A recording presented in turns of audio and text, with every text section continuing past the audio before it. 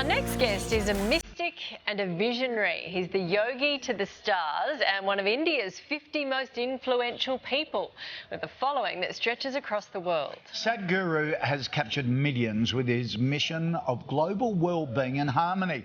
Now, his latest project attempts to unravel the concept of karma.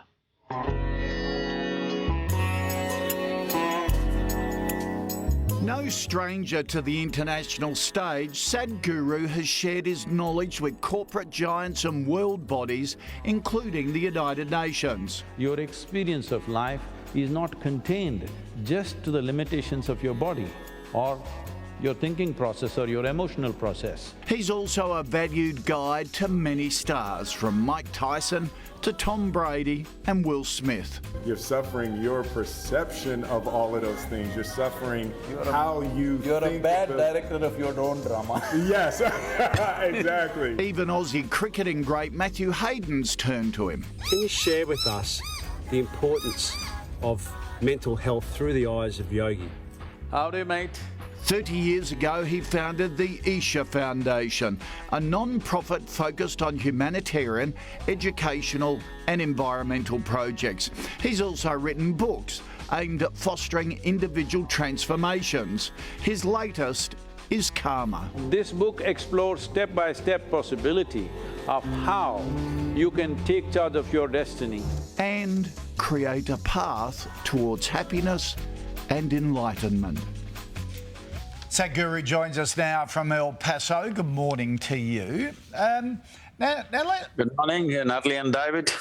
Let's talk about karma. You say it's not a balance sheet of good and bad deeds, but rather action. What do you mean by that? See, what we refer to as karma is the residual imprint of all our actions, physical, mental, emotional and energetic actions we perform, and which creates certain tendencies within us and makes us into a compulsive process, which we generally call our personality. So, becoming conscious of karma means the past karma is like a software that you wrote unconsciously, but the present karma is something that you can write consciously. If you can write a software unconsciously, you can also write it consciously. If you write your present karma consciously, obviously you will be the master of your destiny. So, how do we write our own karma, transform our own karma? So today, who you are, who I am, everything is from memory. There is evolutionary memory which makes me a human being, there is genetic memory which makes me the person that I am, and there is different types of memory, articulate, inarticulate, unconscious, subconscious and conscious memories. What we are conscious of is a very minute aspect of our memory, but the rest is all memory which makes us who we are. A certain flavor of this memory becomes our persona, our personality. Now, whatever is our past karma, whatever is our past memories, the amalgamation of this is the person that you are. Okay. Most of it is unconscious. Now, will you stand upon this memory, the stage of memory or the karmic stage, and do your present dance, or will you sink into it like a quicksand? Why I'm saying this is, most human beings are suffering what happened in the past. What happened 10 years ago, they're still suffering. What may happen day after tomorrow, they're already suffering.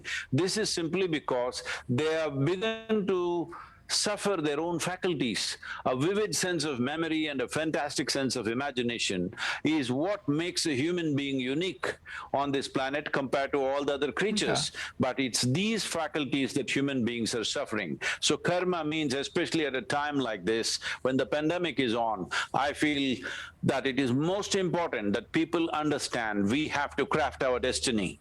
It is our responsible and conscious action of the present moment which creates our future. This is most vital, because when there is suffering around us, when there are challenging situations around us, we tend to sink into despair. We tend to think that is happening to us because of something else. No. Our present action will determine our tomorrow. Yep, keep dancing in the present. Just quickly, what are your other top tips for living a joyful life?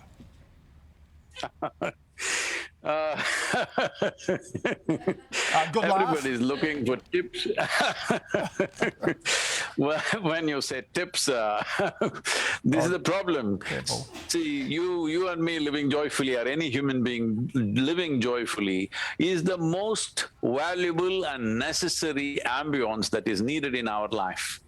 Joy is not a destination. Joy is an ambience that we need if we want our intelligence, our genius, our emotions to find their fullest expression. It's important there is an ambience of joy within us. But a whole lot of people think they're going to store it up.